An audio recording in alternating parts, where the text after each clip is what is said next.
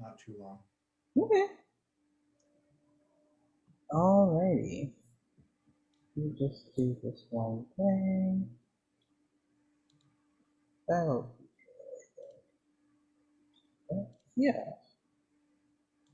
And let me share my screen.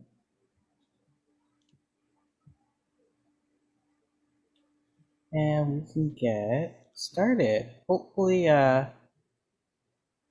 everyone can see my screen okay. Does it look good to everybody? Oh, I can actually see Bill now. All right, so we'll get started, and we're going to talk today about understanding fair housing during COVID-19 for tenants. We have this obviously here, the Zoom webinar, but we also are live on Facebook. So anyone who's out there watching on Facebook, when we get to the Q&A section, you can feel free to also ask questions in the Q&A. But we'll go ahead and get started. Just a brief introduction. Who should be watching this? If you're a tenant in Pittsburgh, or if you're seeking housing in Pittsburgh, if you're looking to buy your home in Pittsburgh, you should know about these protections that you have. And it's also Fair Housing Month, so now is the time to get educated about what your rights are. What we're going to talk about today are some new issues in access to fair housing for people with disabilities, barriers to housing for people with complex needs, ways to increase in access, this is your programs, but ways to increase access for programs for diverse populations, and answering questions at the end of this presentation. So who's on the line right now? I didn't introduce myself. My name is Jam. I'm from the Pittsburgh Commission on Human Relations, and so is one of our investigators, Emily, who's also here. Then we have Fair Housing Partnership. We have Megan and Ray, who are from the Fair Housing Partnership of Greater Pittsburgh. So I'll talk a little bit first about the Commission on Human Relations, so you know who it is that we are. Actually, Emily, are you going to talk about that?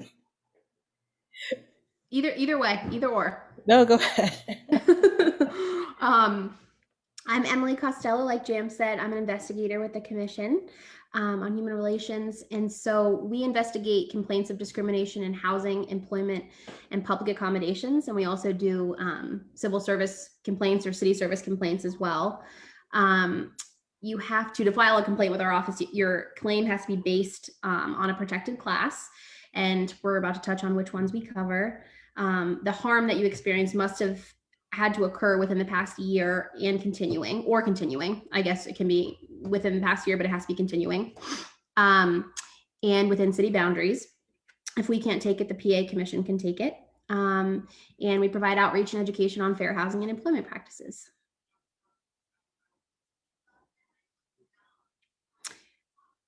Protected class, I just mentioned earlier. A collection of identities that share a common category and are protected against discrimination under the law. Our office protects against race, sex, religion, disability, status as a survivor of domestic violence, and a couple other ones that you'll see, preferred language. And yeah, you have to be able to file under one of those bases for our office to take your complaint. So here they are. I won't read all of them out loud, but as you can see, some of them are covered by the Federal Fair Housing Act of 1968, and then the other ones are specific to Pittsburgh City Code. So we can do status as a survivor of domestic violence, within Pittsburgh city limits, even though it's not included under the Federal Fair Housing Act. Yeah, some of them are under both. I'm accidentally muted. Just to note here that we have a recent development in both in this decision was on an employment decision, but it has also come over to fair housing, which is Bostock versus Clayton County. That was actually a couple of decisions, 3 decisions specifically rolled into one Supreme Court decision that change the way that we think of the protected class of sex. Sex now we understand to be interpreted as including sexual orientation and gender identity, gender expression. This is because in order to discriminate against a person on one of those factors, you must also consider their sex. So, but for their sex, you would not be discriminated against that person. So that now is protected through a Supreme Court interpretation on the federal level. Of course, in the city of Pittsburgh, we already had those protections as their own protected classes.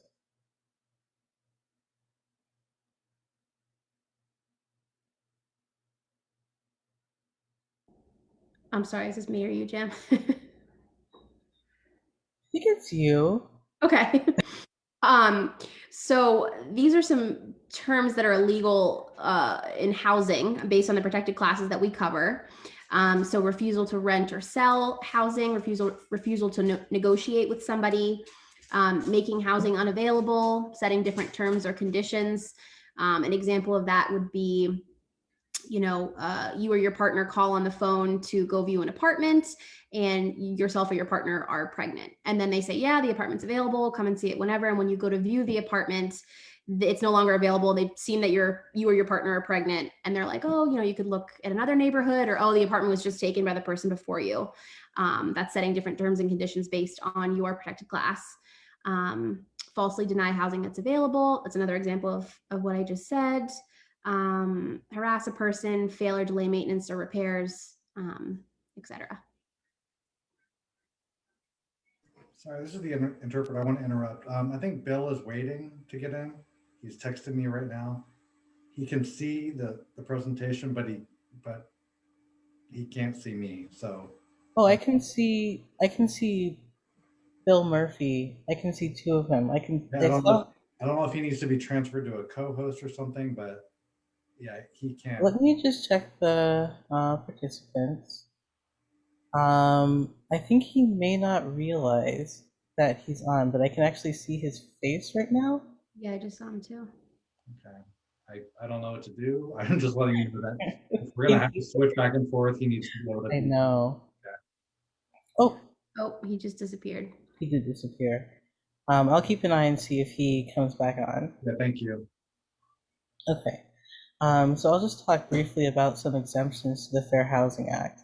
There are three major exemptions that I think everyone should know about. There's an exemption for small landlords that live in the property that they're renting. Federally, that's 4 units that the small building is, but in the state of PA, it's 2 units, so a duplex essentially. There's also a religious organization exemption and exemption on the basis of familial status for housing that's meant for seniors. There is no exemption, however, on the basis of race. That's because there is a law that predates the Fair Housing Act, that is the Civil Rights Act of 1866, which prohibits discrimination on the basis of race. So none of these exemptions apply in terms of race. And also, like Emily mentioned before, we have both housing protections from the Fair Housing Act and from Pittsburgh City Code. Pittsburgh City Code has no exemptions written in. So in the city of Pittsburgh, if you want to file, even if you're looking at something that's exempt in the Fair Housing Act, this Pittsburgh City Code still covers you. You can still file. So here we have a definition of disability. When we're thinking about disability, and when we're thinking about rather definitions, these are here just so that we're all on the same page, but they're not definitive in the sense that a definition would be. A person can define themselves as they want, but we want to make sure that we're all on the same page. So here we have a definition of disability, physical or mental condition that substantially limits or changes major activities of a person's life. So that's important to note. One of the main things we want people to know in this particular Fair Housing Month is that a disability covers people who have mental disabilities, disabilities that you can't see right away. I think I'm passing it here to Megan. So to understand disability protections during COVID-19 is also recognize that the definition that Jam just explained is that the law that we're discussing is civil rights law.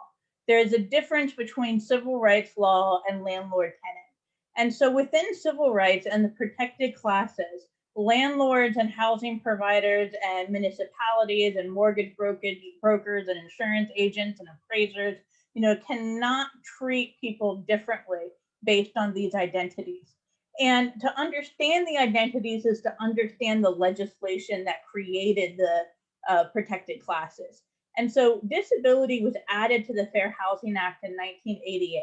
And the definition of disability within the Fair Housing Act is one of the broadest definitions within all federal laws. And this was done on purpose.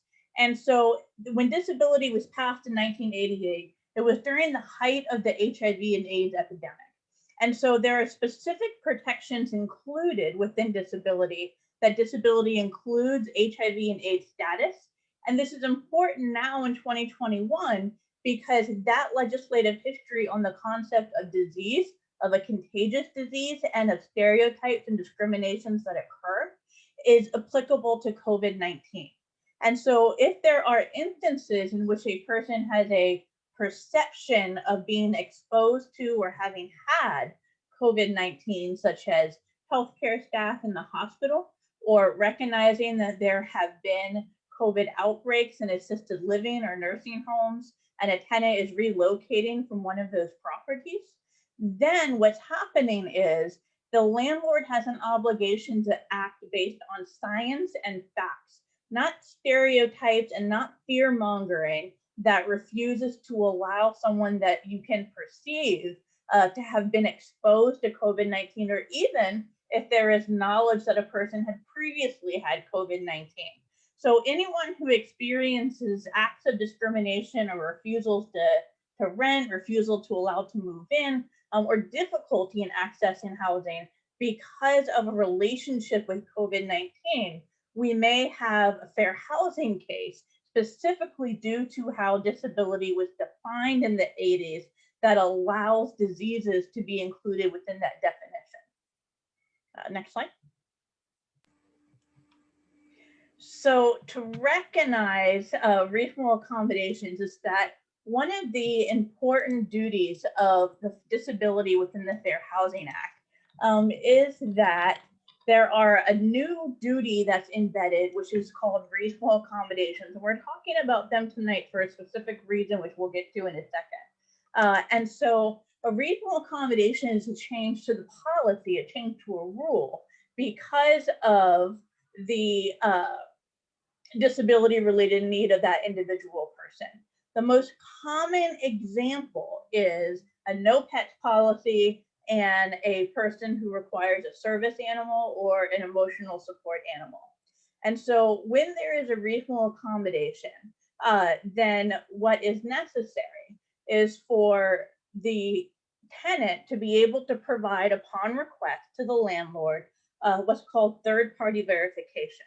Now, third-party verification is only necessary when the disability and the need for that request, the nexus, is not readily apparent, it's not observable. And this is very simple. So if a person uses a wheelchair because they have limited mobility and they need a ramp due to a step at the entry of the unit, that is an example in which the disability and the request are clearly linked together and no other documentation is necessary to identify that is necessary.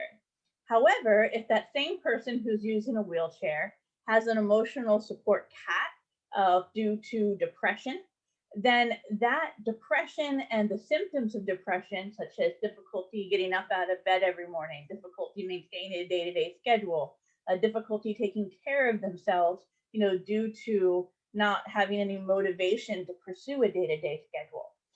That disability and those symptoms are not readily apparent or observable. And so third-party verification is necessary. And with every reasonable accommodation, there are three main components in the request and in the third-party verification. A statement that a tenant has a disability, you do not need to share the diagnosis, a statement of the symptoms of that disability, and a connection between the disability symptoms and the request. How does the symptoms relate to the request that's being asked? Now, what's important to understand, especially during COVID-19, we have seen an increase in the number of people who are getting pets. And we are also seeing an increase in the number of people who are getting emotional support animals. Mental health is absolutely worsened during COVID-19. And what COVID-19 has done, it has normalized telehealth and accessing mental health care, whether that's psychiatry or therapy and or psychologists, but still accessing that care can be incredibly difficult. And so third-party verification does not need to come from a medical doctor or a medical professional. It can come from a social service agency. It can come from a caretaker. It does not have to be a medical professional with certifications or a degree or an MD. But what happens is that there is a cottage industry in which a person can apply for and pay for a interaction with a couple of times with a psychiatrist or a therapist and get an automatically generated letter that functions as third-party verification. The difficulty with that letter is the letter does not rise to the level that is necessary in order to be able to have an emotional support animal under the law. And the reason why is because if that landlord challenges your letter and challenges the request that you're making, you need to be able to have the case heard through what's called the administrative complaint process. FHP is your advocate during that process, and the Pittsburgh City Commission is the neutral arbitrator of fact. And part of that process is not simply to provide a copy of your letter, but it's for the investigator to speak with the person who wrote the letter, to substantiate that they did indeed write the letter. They do indeed believe in your disability-related need for an emotional support animal. And what happens with the online verifiers in which you interact a couple of times, you pay a one-time fee, they will not, and I've spoken with them directly and made these requests, they will not represent your need for this emotional support animal to the investigator. That letter is not enough. The third-party verifier has to be willing to speak to and attest to your disability-related need for that emotional support animal. And so in short, please recognize there is no such thing as an emotional support animal registry. There is no validation in having the auto-generated letters that can be purchased online. Is that true third-party verification needs to come from someone who is engaged with you regarding your disability, and in order to make sure that you are protected in requesting a reasonable accommodation for an emotional support animal. I will make a quick note that if anyone is in subsidized housing, that there are differences related to, there are additional protections that are required for subsidized housing. And so you can recognize that an accommodation is a change to the rules. The modification is a change to the structure.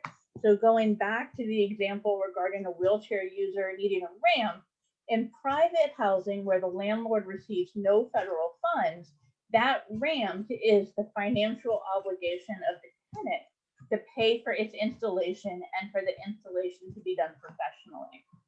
In housing that receives federal funds, that housing is obligated to be as accessible as possible. And so when a person asks for a change to the structure, such as a wheelchair ramp, then the housing provider is obligated to pay for it and install it themselves. And so there are differences between the funding of that landlord and whether or not an accommodation or modification the landlord must bear the cost of the installation. However, please recognize that for any reasonable accommodation, a landlord may not charge additional fees, such as a pet rent or a deposit, and you cannot be charged or given fees for having a disability. All the protected classes are equal. No protected class is equal or less than or more than another protected class. And so you cannot charge anyone for any identity. And so we cannot charge a person due to their religion or race, and we cannot charge a person due to having a disability. If a tenant, any tenant, or a tenant with a disability causes damage to the unit, or if an emotional support animal causes damage to the unit, the tenant is responsible to address that damage, but not with an upfront payment. And so simply recognize that there are complexities and nuance to requesting a reasonable accommodation, and to make sure to contact FHP or CHR to understand what you need to do to make sure that you are making the request that will trigger your protections. Next slide. So we did go through it, and so Jam or Emily, if you had anything to add regarding service and emotional support animals? No, not too much. I would only say that, we have, the service animal and emotional support animal distinction, but in fair housing, of course, there is no distinction like that. We have assistance animals in fair housing. So the FHA recognizes, one second, recognizes fair housing, recognizes assistance animals. And then in the City of Pittsburgh Code, we have support animals. So both terms cover both of these other terms, service or emotional support animals. You don't want to see policies that say no animals allowed, because that will exclude people who need their support animal or assistance animal. Right, and Jam, I'll simply jump in and reiterate is that for anyone listening to know that assistance therapy or emotional support animals are only protected by the Fair Housing Act. We previously had protections within the Americans with Disabilities Act and the Air Carrier Access Act, but those protections have been revoked in those laws due to concerns of abuse regarding emotional support animals. HUD in 2019 reviewed the Fair Housing Act protections on emotional support animals, and in January 2020 issued guidance clearly stating that emotional support animals are absolutely covered by the Fair Housing Act. However, you do have to make the reasonable accommodation and to provide the documentation if requested in order for you to receive the protections of a reasonable accommodation for a therapy animal. Okay. All right, so now we're going to talk a little bit about national origin. National origin is one of those protected classes that has seen a lot of impact related to COVID-19. And national origin, we have a definition, but there are actually 4 other protected classes that could fall under it. National origin is a federally protected class. It's in the FHA. It has to do with the country or countries where a person is born or held citizenship prior to arriving in the US. And then we have 4 additional protected classes that could fall into that. We have place of birth, we have ancestry, we have citizenship status, and we have preferred language. Preferred language meaning the language a person needs to use in order to best access services.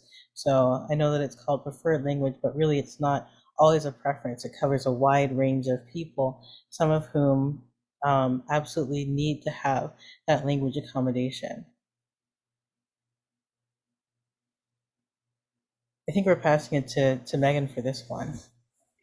And so during COVID-19, recognize that FHP and CHR absolutely stand against any acts of hate, violence, or discrimination against people who are Asian or of Pacific Islander descent. And so what is so important in housing discrimination is the recognition that we all know that COVID-19, as the name of the virus, was specifically created by the World Health Organization within its rules so as not to correlate a disease with any culture or population in any of our international communities.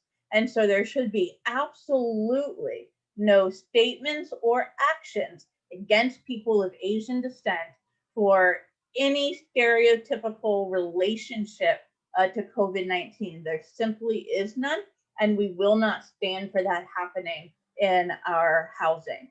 And so if there are any actions by a landlord that relate to correlating people of Asian descent with COVID-19, that is egregious and should be reported.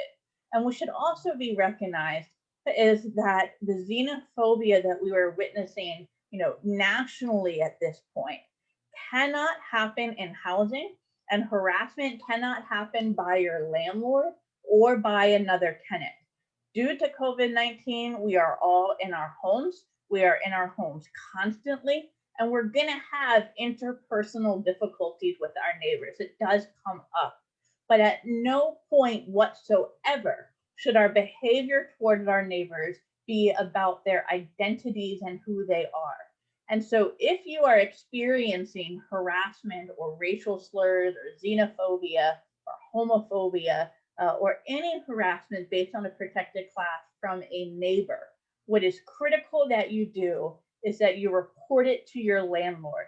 Neighbor on neighbor harassment is protected arguably by the First Amendment and the freedom of speech. However, your property, your apartment, is private property that is governed by your landlord. And so your landlord, as the owner, has the responsibility to act in situations of discrimination between tenants. However, the landlord cannot act on such discrimination unless it is reported and known to them. So do not tolerate discrimination or slurs being made from your landlord or being made from other neighbors. Again, is that COVID-19 is about facts. And so if there are rules related to COVID-19, that it should be based on facts and science, not arbitrarily applied to certain individuals within the housing because of stereotypes and acts of discrimination. And so again, to reiterate, is that slurs of any type related to protected classes, and particularly xenophobia, is not allowable and simply should be reported in order for action to be taken. Thank you, Jim. Yeah, and I'll say a little bit here on language access for tenants. It can be very important. So we talked just a second ago about xenophobia and people of Asian or Pacific Islander descent. We were talking about national origin, but we were also talking about ancestry and to some degree race. And in this slide, we're talking a little bit about preferred language, the protected class that we have here in Pittsburgh. It is still covered for national origin, but it can be absolutely critical if somebody experiences a housing need, for them to be able to have language interpretation so that they can get into a home. There are some differences in federally and non-federally funded housing. In federally funded housing, there can actually be requirements for people to meet language access needs. So it's important that if you are looking for housing that could be federally funded, or that your housing is federally funded, to make sure that you're accessing all of your rights to get the access that you need, so that you can understand your lease, so you can communicate with your landlord. You can absolutely request it, and it's important that you do. As Megan was saying earlier, as soon as you report what you need or what has happened to you to your landlord, it creates a need for them to start working with you. In the case of language access,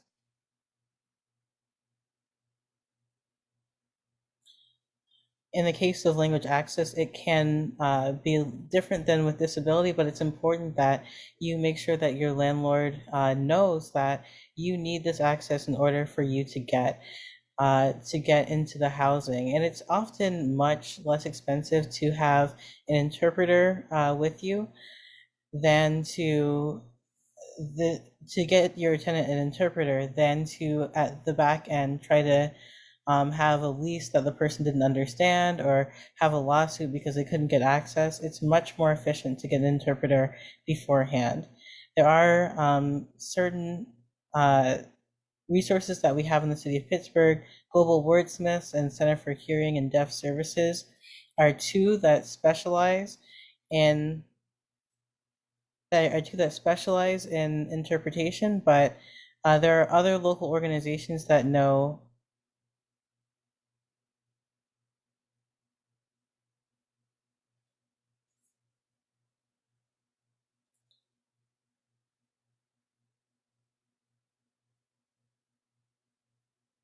Bill, can you hear?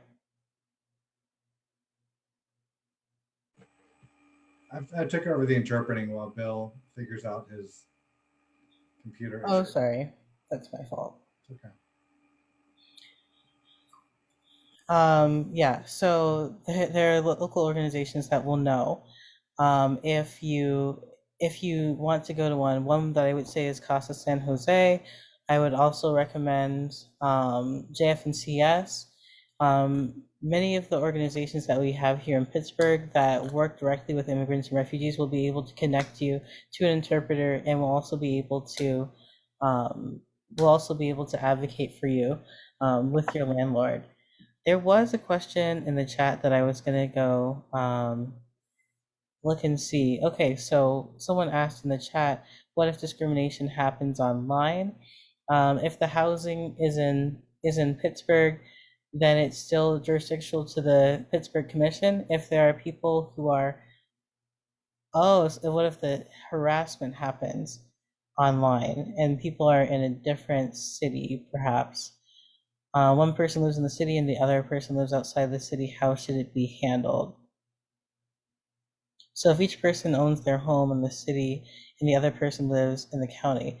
Oh, that's a good question. I think that question actually relates to a different service that the commission can provide, and also that the county commission can provide. So the commission provides community mediation. This is a free service, and we can come and mediate a conversation between two people who are having a conflict that relates to protected class. If it's in the county, the city could do it, but also I think if one's in the city, one's in the county, the city could do it. But if it's in the county, you could also look at the county commission. There's also a county human relations commission, and you could contact them to see if they would be able to do community mediation. Okay. So we're going to talk a little bit here about citizenship status protections. Both citizenship status protections and preferred language came about in March of 2020, so they're very new. But they cover a couple of things that are important to know. They cover disparate treatment, threats of reporting to ICE, harassment, and discriminatory advertisements. There was a case in which we could look at a discriminatory advertisement and see that somebody was asking for only applicants who have a social security number, which has a disparate impact on people who do not. So that was a citizenship status question. It also falls under national origin, but now it's specifically protected under citizenship status. Megan, did you have anything to add for this one? Now, I will simply say is that, again, acts of housing discrimination cannot be addressed unless they are reported. And so the citizenship protections within the city are fantastic that we have those. And there are concerns, there are difficulties. So know that FHP and CHR and HUD, if HUD is involved, are in no way in contact with deportation agencies such as ICE. We understand that we cannot keep the landlord from making such a contact. And so please report such acts of discrimination, and we will do all we can to work together to find ways to keep the individual residents safe. In such situations, FHP can potentially file a complaint from our organization without naming the resident. There are a few ways to address it, but simply to recognize, to start with reporting and to allow us to see what is possible. And then we recognize when individuals are not able to go further in the process, due to very real fears that there are no guarantees against.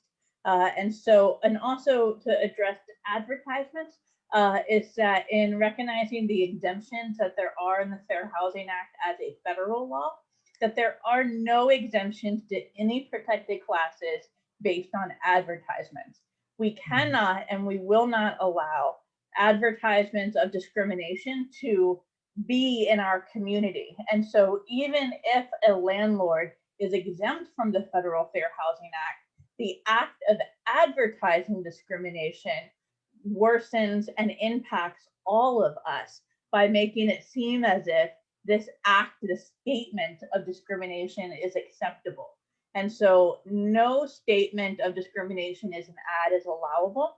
And in fact, in the 90s, one of the important pieces of litigation that happened was against Craigslist. And it was against Craigslist on the basis of the housing ads and discriminatory content that would be in the housing ads. And what the courts ruled was that Craigslist is a free service that is a posting board. And so Craigslist can remove ads when they identify it in moderation that is discriminatory, but they are not responsible for the initial posting of that copy. However, newspapers and any platform that edits and reviews and approves copy is responsible for discrimination existing within the ad. So please be aware in any form of housing search that you're doing to report instances of discriminatory statements in the ad itself. Thank you, Jim. Yeah, and I didn't mention U visa protections. Important to know for everybody is that there is such a thing as a U visa protection. And the U visa protection is something that somebody who can get if they are cooperating with an investigation that involves specific types of crimes. So the commission is a U visa certifying organization. Not every complaint will be U visa qualified, but specifically complaints that that involves some sort of violent activity will likely be U visa qualified. And so we would certify that you're cooperating with an investigation, and then you would then apply for the U visa, which would allow for some additional protections in citizenship status.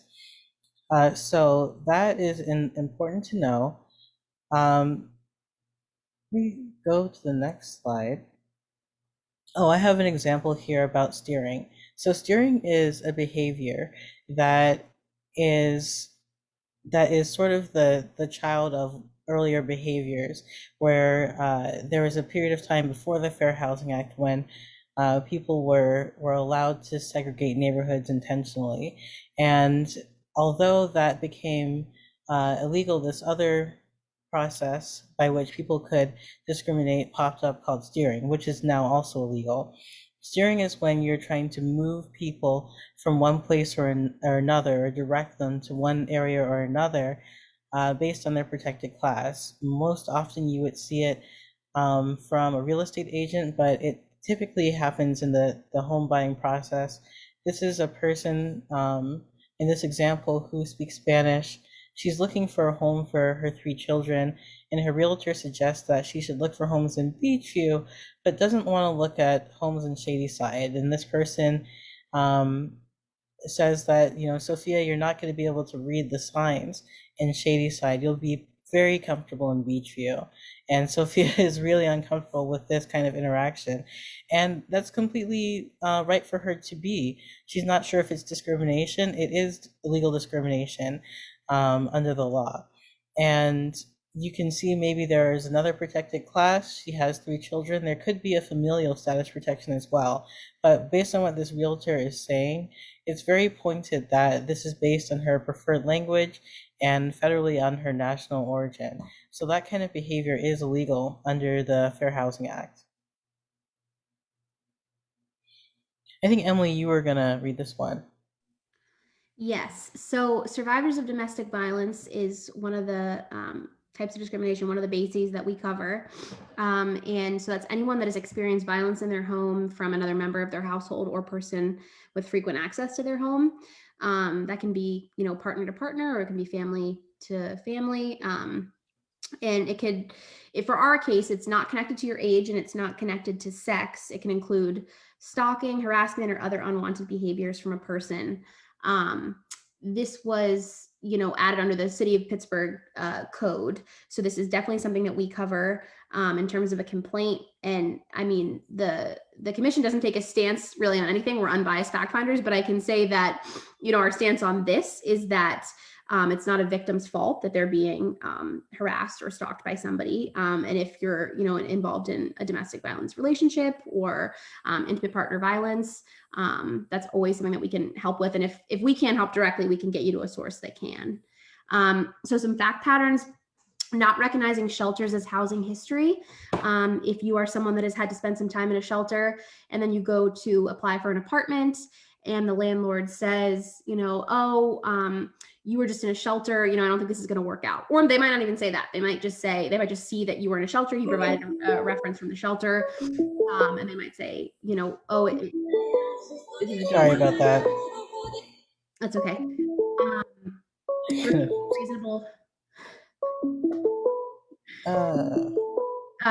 Refusing reasonable accommodations. Sorry, Jam.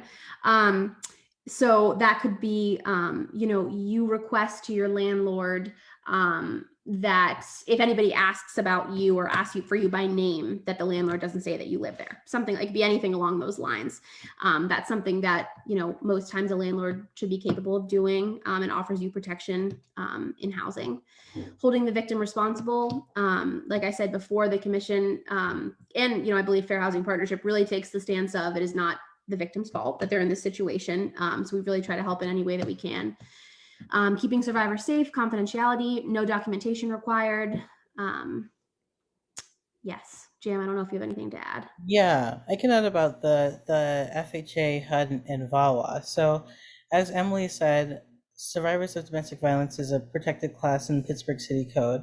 It isn't a protected class under the Fair Housing Act. However, if there is a housing provider who receives HUD funding, HUD is complying with VAWA. This is the Violence Against Women Act, and under VAWA, HUD funded providers have to look at survivors of domestic violence in terms of allowing them to ask for reasonable accommodations and allowing them to state that they are victims of or survivors of domestic violence and that they may need special types of accommodations, or that they cannot be discriminated against because of their status as a survivor of domestic violence. It's important to note this has to do with HUD-funded providers. And when in HUD-funded providers, there is actually a process that is not dissimilar to the reasonable accommodation process in disability, where a person can raise that they are a survivor of domestic violence, and then their housing provider can ask for certification. It's different than the Pittsburgh protection because we do not require that of victims. We don't require them to fill out a form, but there is an additional protection there for people who are in HUD-funded housing, that although there is that certification requirement, you are protected in that way. I don't know if Megan, you have anything additional on that one. I will simply add that we can also provide federal protections by being able to link in federal protected classes on what's called a disparate impact argument. And so at FHP, we have advocated on behalf of survivors of domestic violence in assisting them with being released from their lease to flee their abuser, to transfer to a unit to flee their abuser, or to stop an eviction due to the actions of the abuser. And so we use, when it's outside of the city, data that shows that a woman is disproportionately likely to be a survivor of domestic violence. You can also look at national origins or gender identity or sexual orientation. And so there are a number of ways to include domestic violence protections. And additionally, FHP is litigating and given that we know the need that is necessary for protecting victims and survivors of domestic violence. And so we are pursuing efforts to make change for all of Pennsylvania to ensure that these protections are available for all survivors and their families in order to not be further controlled by their abuser due to difficulty with both finding and keeping housing because of the actions of the abuser. Okay. Oh, did I miss that one? No. Oh yeah, we have had some contact with our partners at Women's Center and Shelter, and they let us know some of these important things to note about how COVID-19 has impacted people who are experiencing domestic violence and intimate partner violence. There's been an increase in the use of isolation as a tactic by abusers, which is important to note. Everyone is asked to stay at home, especially during the beginning of the pandemic, and home is not as safe a place for one person as it is for another. That also means there's limited movement for people experiencing violence. So, of course, they're not able to leave home as often, and often where they can find safety is at home. There was also a decrease in reporting very early on, in rather, where you can find safety is outside of the home. And so people had less access to that area of safety. There's a decrease in reporting early in the pandemic, followed by quite a big increase in the reporting. So there's been a huge impact on this community and people experiencing domestic violence throughout the pandemic.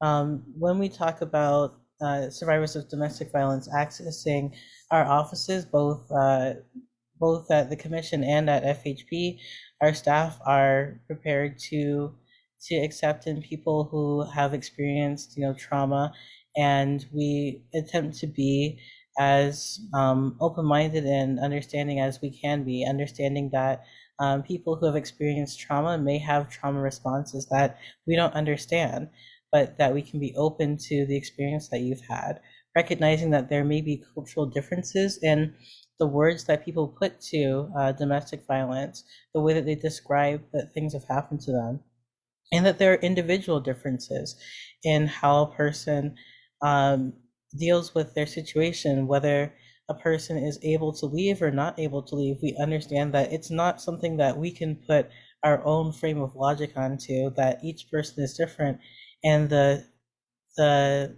situation for a person who's experiencing domestic violence is something that almost no other person can ever understand, and that we can't put judgments on.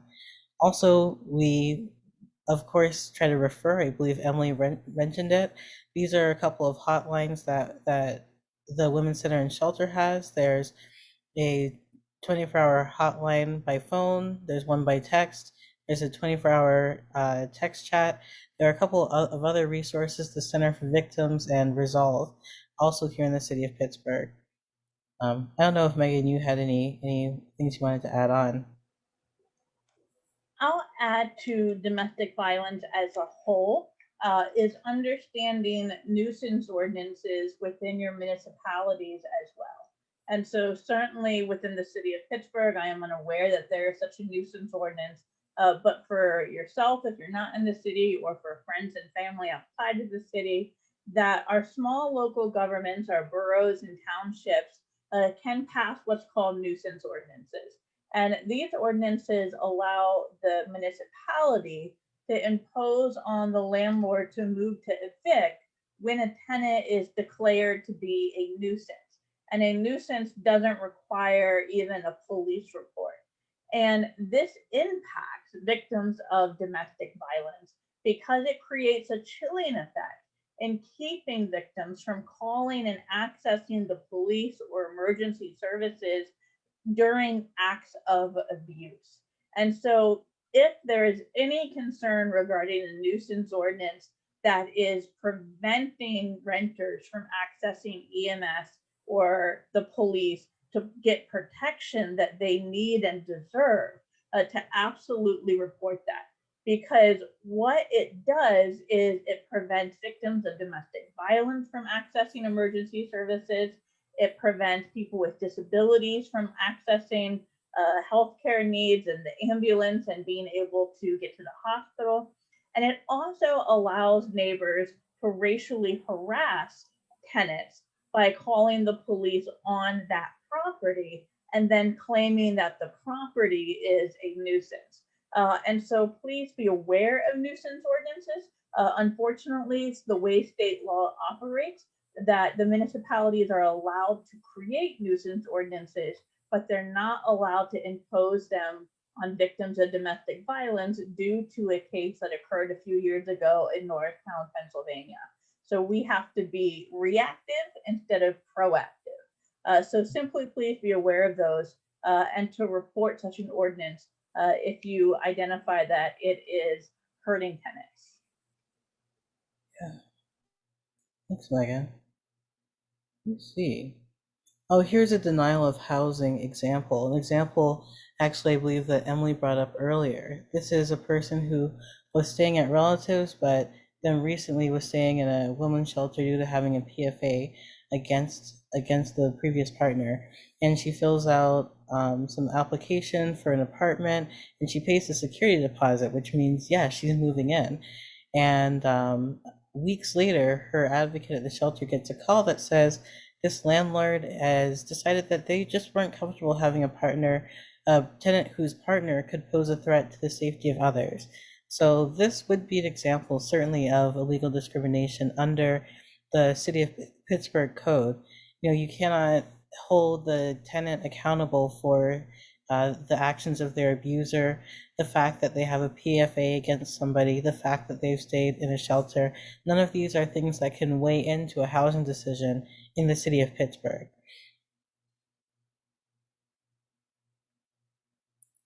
Here I just put a couple of other protections that people should know in housing. There's familial status protections and occupancy. So familial status protections have to do with a person who's over the age of 18 caring for a person who's under the age of 18. So it doesn't necessarily have to be a parent-child relationship. And that, when we say occupancy, there may be advertisements that say something like, one child per bedroom, or, you're not allowed to live here if you have children because it's a one bedroom and you need 2 bedrooms. But occupancy isn't based on a number of children.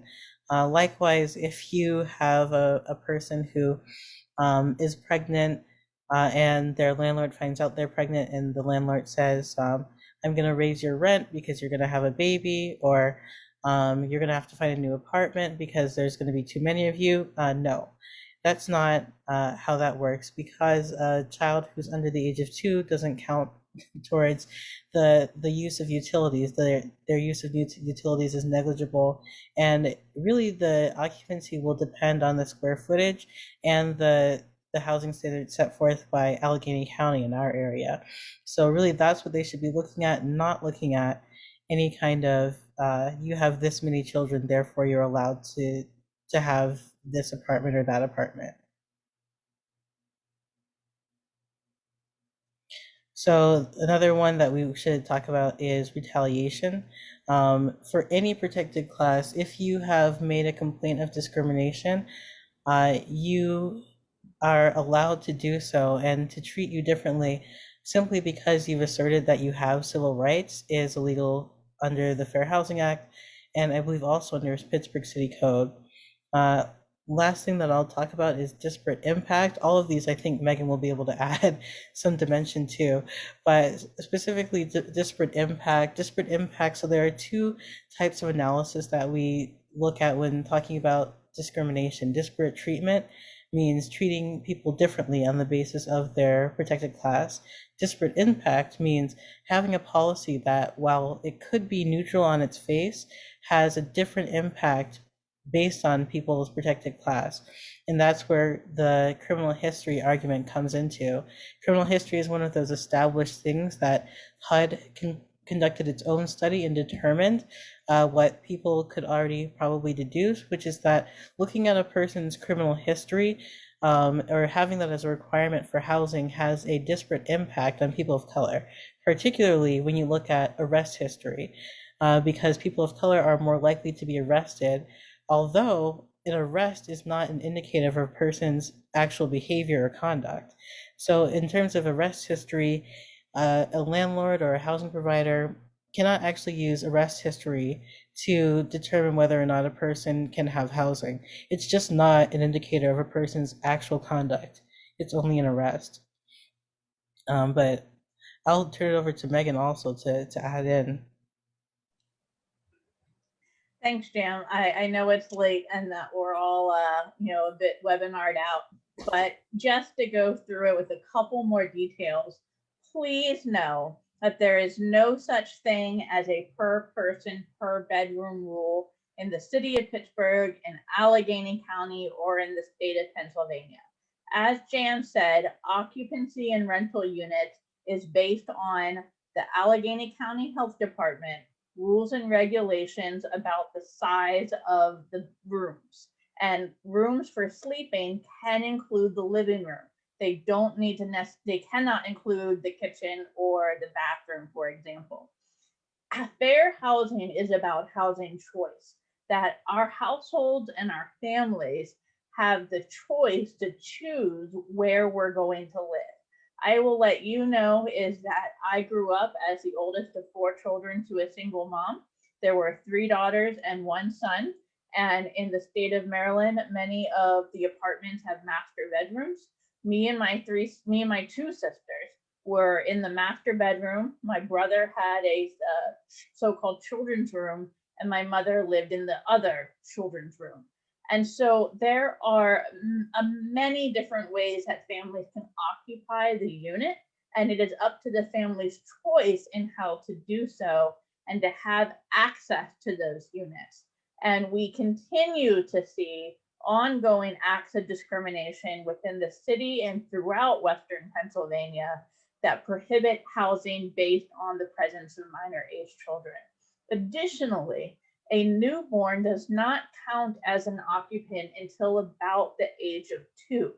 And so even if the birth of a newborn or a newborn coming into the unit means that the family would be over occupancy of the allowable square footage, the Fair Housing Act doesn't want to boot people out of housing. And because a newborn is a bump on a log that eats and sleeps and poops and doesn't need its own bedroom, but sleeps in a bassinet or a crib in the parent's room, that the newborn isn't an occupant for matters of determining occupancy due to square footage until the child is about 2, which allows the family to have time to make informed choices about where to move next.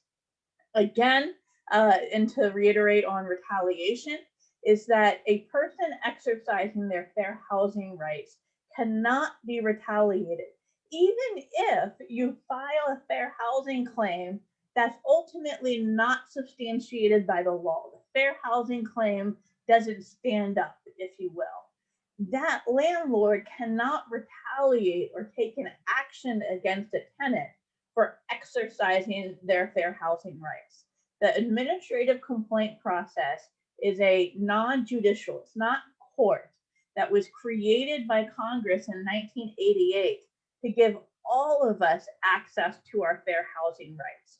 And so a landlord must know the Fair Housing Act and their fair housing obligations and be prepared to address fair housing complaints, and that having fair housing complaints filed against the landlord is simply the cost of doing business.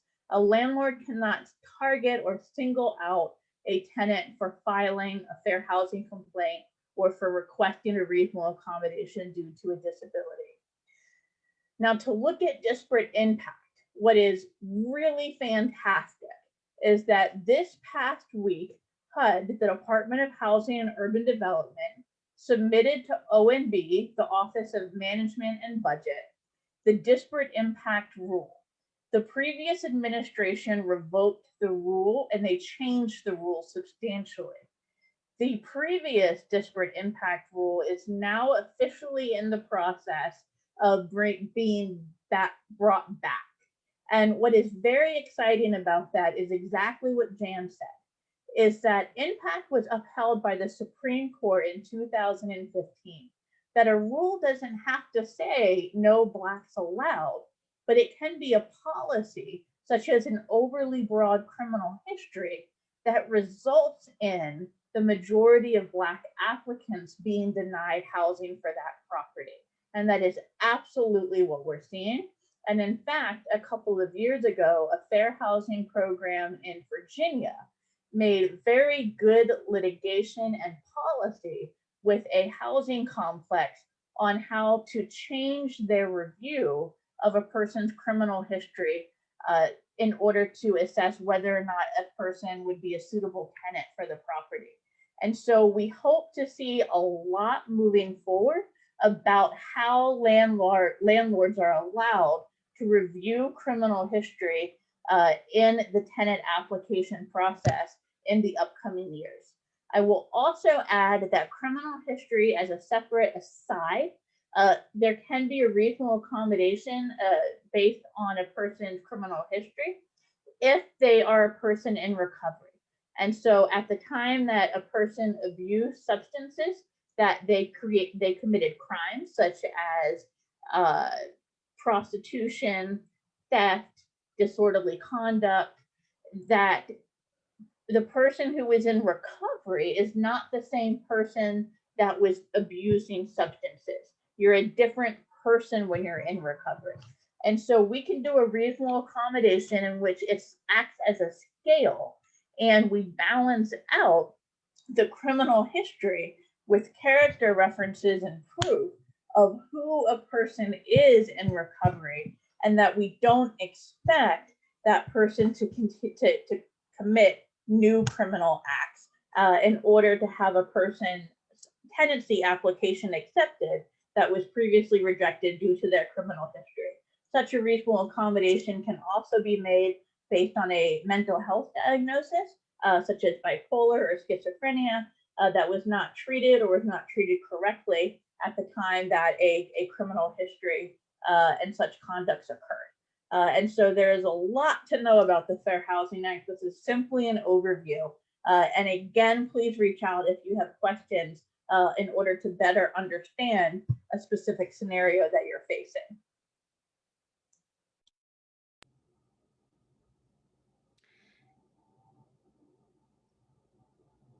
Jam, you're muted.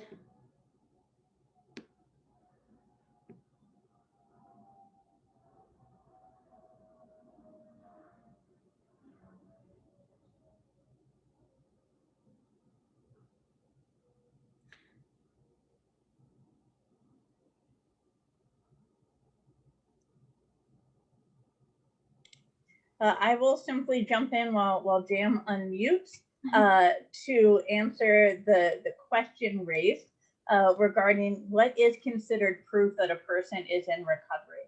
So this can be any number of things, but examples include completing a recovery program.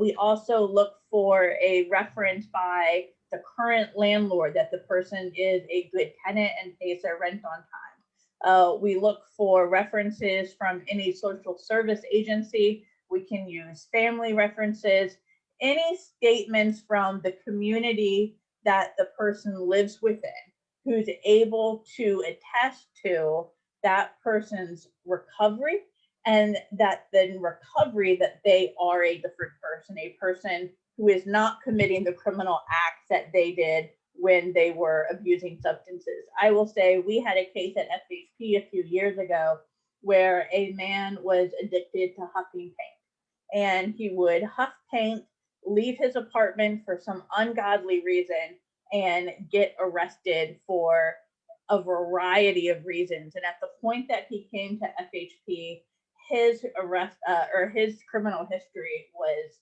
massive. And then as a person in recovery, he had completed programs. He was now mentoring people and acting as their sponsor who were going through the process of getting in recovery. He was a good tenant in his current unit. He worked with social service agencies. And so it really depends on the individual, but we work with the individual to find out who all is in their life and who can attest to that as a way of showing that that criminal history is not indicative of who the person is now. Oh, additionally, if they're involved in their house of worship, and if they have a religious leader or a member of the congregation who can speak to their recovery as well. So those are just some examples of what we look for. Thanks, Megan. Yeah, I was having a strange moment there for a second. All I was saying was that I'm going to stop sharing. We can go to questions and answers, which is great because we did have that great question. Also, I'm pretty sure that that HUD won't give me any guidance about the use of medical marijuana, but I would say that if it's a disability related complaint, it will still fall under the Pittsburgh City Code, and that's something that sounds like it would go into the category of a reasonable accommodation. So you could still file if that's what it is. I wonder if maybe HUD would still take the complaint on the basis of disability if denied a reasonable accommodation. I would say anytime that you're not sure, always, always give us a call, always check in and see whether or not you're protected. It's better to be not protected and have asked than to be protected, but then to experience, unfair housing. I will add, Jam, on medical marijuana. It is very unlikely. I do not expect HUD to accept a case on the federal level. That would be a city or a state claim. There was a case in Western Pennsylvania, and I forget which housing authority, in which a woman was documenting in her application that she takes medical marijuana as part of her medication. And she was denied her application and she pursued litigation with an attorney.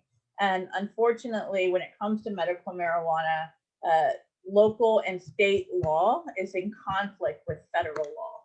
So for a federal case, I do not expect to see that protection at this time, but that you could have a protection at the state and local level. We have received some questions about medical marijuana. And so part of the difficulty that occurs with it is being clear that no medication or treatment that a person takes can negatively impact another tenant. And so if you're having a smell associated with smoking medical marijuana instead of using it in another form, then you're going to have legitimate complaints coming from other tenants. So there's a lot to consider, but I will repeat what you said is to ask questions, and to ask is better than to not ask. Yeah. I mean, that gets into where the name of reasonable accommodation is important, has to be reasonable. It can't provide any undue burden on the landlord or other tenants. But there are so many reasonable accommodations out there. I think people get stuck into the same ones or confused about whether or not they can accommodate something, but there are so many options and choices when you get together and are creative. That's why the interactive process exists, so that people can be creative and imagine how everyone can live in harmony with each other. I don't see any more questions in the chat. I don't know if we want to, if we have any like ending thoughts or any comments we want to make sure are out there before we wrap up. I was just going to say, and we've said this a million different ways for a million different slides, but to always reach out if you have even a question about potentially being able to file a complaint. Always just call. It's a free service. Like I said before, if we can't help you, we can find someone else who can. So if you have any questions, we like hearing about them. Yeah, I'll just echo what Megan had mentioned earlier. Use your local organizations. Many organizations could file with the commission, but specifically because FHP is geared towards fair housing and has that as their mission, if you don't feel comfortable filing yourself, visit FHP and they might be able to file a complaint on not so much on your behalf, but as the fair housing organization and their role as a FIP. Thanks, Jam, for that support. And let me simply add as closing comments is that FHP is a 501c3. We are a nonprofit, and PCHR is a quasi-government entity. And so we are not political. The Fair Housing Act is historically bipartisan legislation. It was passed in 1968 by a Democratic president, and substantial positive amendments were made in 1988 by a Republican president. And I say this at this time simply to recognize that in the current federal administration, we are receiving a lot of support and executive orders, as you've already heard, regarding disparate impact, regarding sexual orientation and gender identity. And so the law is a living thing and is constantly moving and changing. So to ask those questions, because we are going to work as hard as we can to get these rights out to every single person who is entitled to them, because the law is only as good as its enforcement. Are you going to follow the speeding limit if you don't think you're going to get a speeding ticket? And we are absolutely committed to enforcing the Fair Housing Act, to making sure that this law is alive and well and in effect. All right, well, thank you so much, Megan. I don't know, Ray, did you want to add anything? Okay. Well, thanks so much for being here, and thank you, Megan, for being here, and thanks, Emily, and thanks to the interpreters too. And thank you all for coming and learning about your fair housing rights. We'll close it out, and everyone have a great night.